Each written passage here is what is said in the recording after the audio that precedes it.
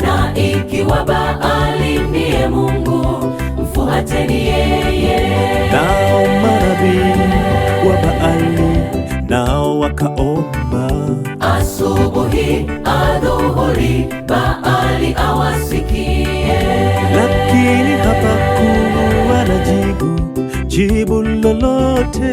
Hata moto nao haukushuka madhabahuni pao.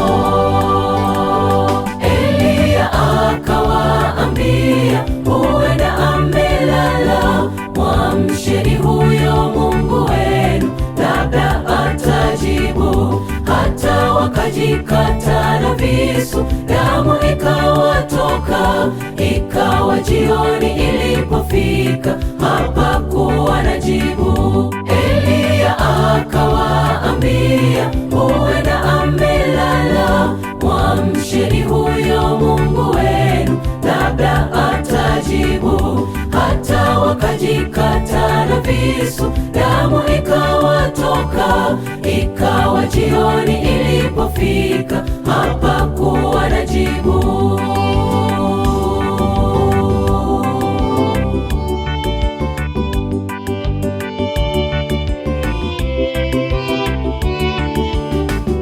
Zamu ya Eliya na ilipofika, zamu yake ya kuomba, akaweka kuni na sadaka ya kuteketezwa madhabahuni.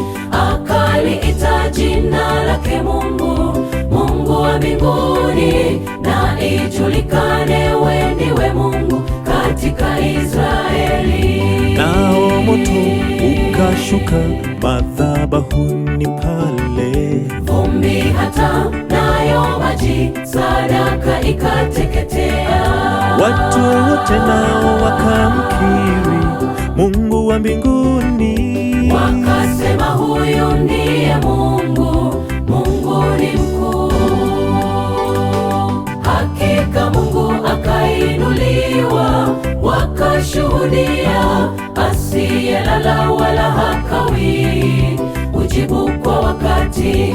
Yeye ni yule yule jana, leo na hata milele. Naye Eliya akairudisha heshima kwa Mungu. Hakika Mungu akainuliwa, wakashuhudia, asiyelala wala hakawi, ujibu kwa wakati.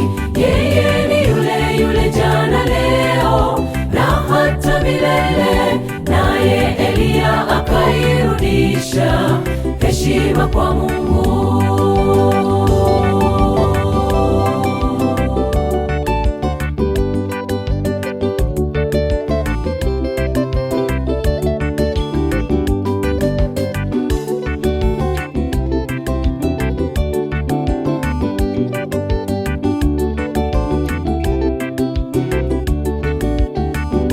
Hakika Mungu akainuliwa, wakashuhudia, asiyelala wala hakawi, ujibu kwa wakati.